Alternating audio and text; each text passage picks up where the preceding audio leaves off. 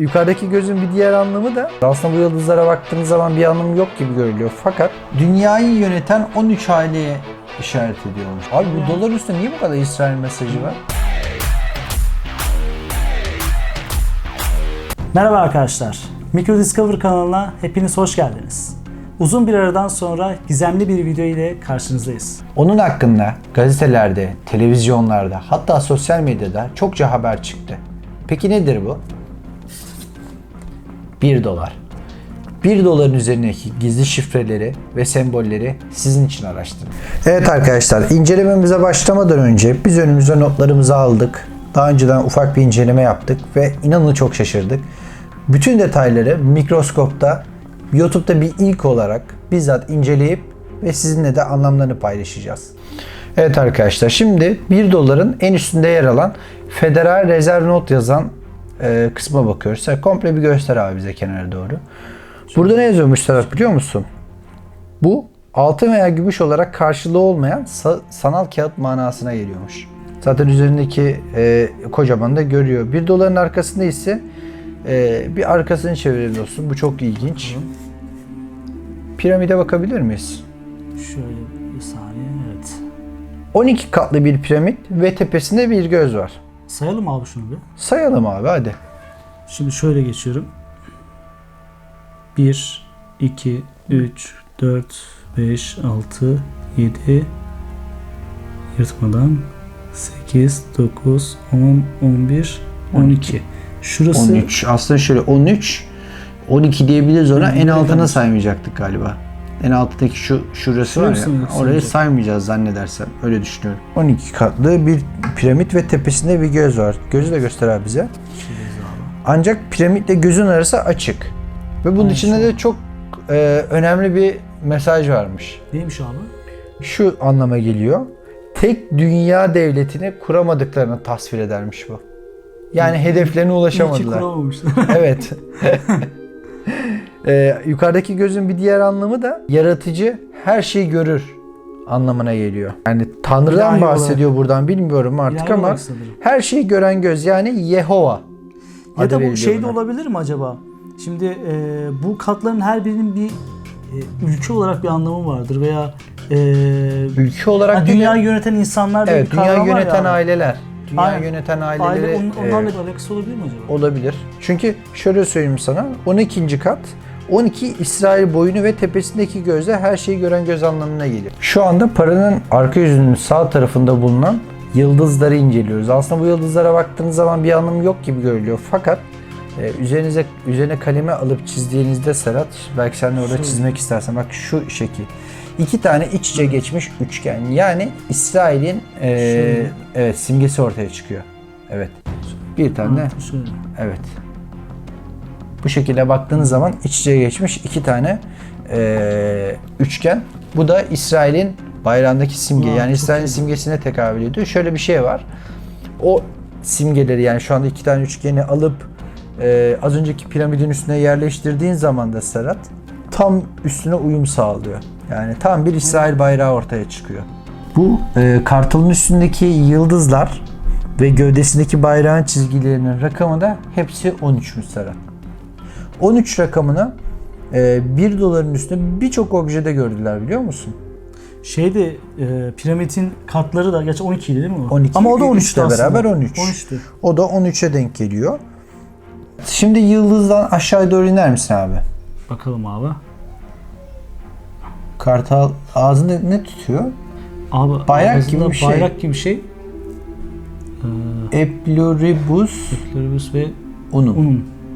Unum yazılı bir şey tutuyor ama güzel de yapmışlar ha. Değil mi? Şekli şemalı çok iyi. Aşağı doğru in abi. Bayrak var önünde. Aynen. Tuhaf bir bayrak.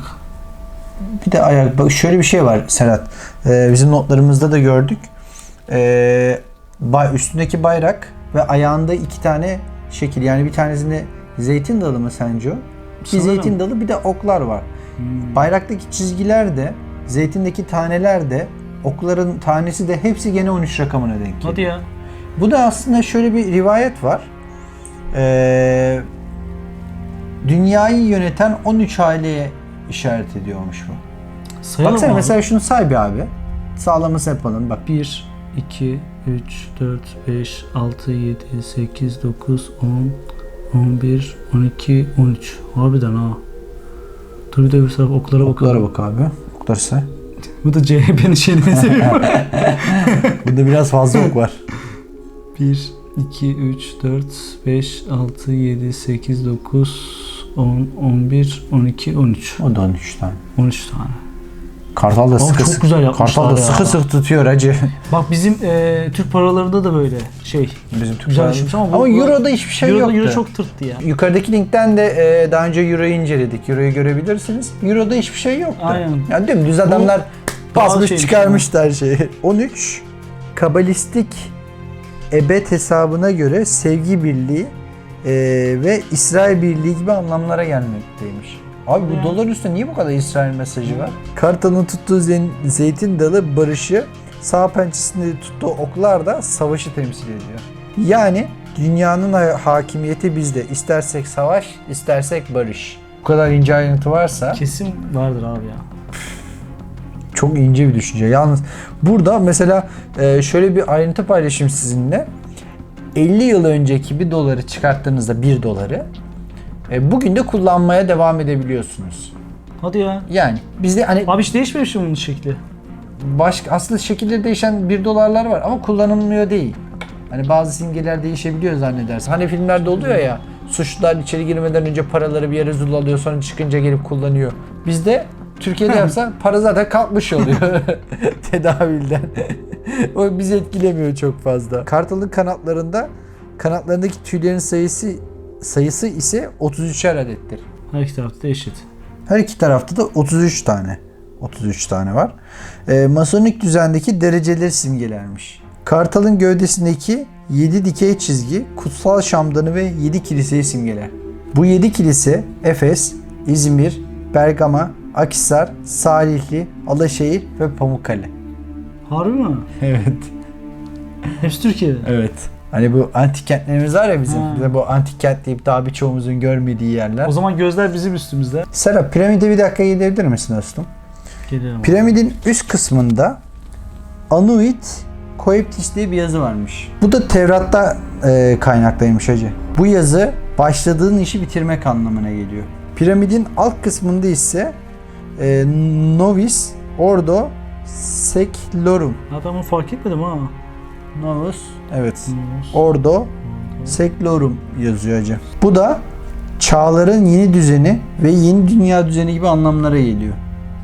Yani yeni dünya düzeni. Üstte diyor ki başladığın işi bitir. Aşağıda da diyor ki çağların yeni düzeni. Yeni Ben sana bir şey dünya söyleyeyim mi? düzeni. Şu para üzerinde bildiğin Gelecek nesillere hep böyle mesaj geleceğe verilmiş dair ya. şey var hep. Öyle de Mesaj var abi. hani hiç para eskimiyor ya. Hala kullanılabiliyor. Burada da şunu yapıyor aslında. Gelecek nesillerine şifreli bir şekilde hep mesaj gönderiyor. Aynen. Para Ama eskimiyor. kimse bilmiyordur yani kolay kolay. Değil mi? Ama düşünsene abi bak. Bilmesi gerekenler şuradaki- biliyordur. Bak şuradaki her bir katman bir aileyi temsil ediyor. Ve şu boşluk henüz tamamlanmamış bir projeyi Evet. bakıma projeyi temsil ediyor. Yani şunu demek istiyorlar. Biz diyor bu projeyi yapacağız. Üstte diyor ki başladığın işi bitir. Altta da Aynen. diyor ki yeni dünya düzeni. Aynen. Çok ince mesajlar veriyorsunuz. Serhat, az önce altında Roma rakamlarıyla bir şey görmüştük ya dostum. Evet şurada. M, D, C, C, L, XX ve 1 diyeyim. Evet. 1776 yılını gösterirmiş bu. Hadi ya. 1776. 1776'yı gösteriyor. Hemen altında yazan yazıda, piramidin altında. Bu tarihte Illuminati'nin kuruluş tarihi. Hadi be. Paranın Detaylar ortasında çok ise In God We Trust yazıyor. Nerede yazıyormuş? Şurada tam şu kısmına bak. In God We Trust. Bu da Tanrı'nın para olduğu anlamına geliyor. Hani bizde bir laf var ya, dinin imanın para diye. Aha bunlar onlar. Valla adamlar mesajı yerleştirmişler. Abi her yerde bir mesaj vermişler yalnız adamlar be. Evet arkadaşlar, bu videoların devamı için her zamanki gibi şurada nerede Serhat, bir göstersene Köşede dostum. Abone ol butonuna basarsanız biz de çok mutlu oluruz. Haftaya yeni bir videoda görüşmek üzere. Hoşçakalın.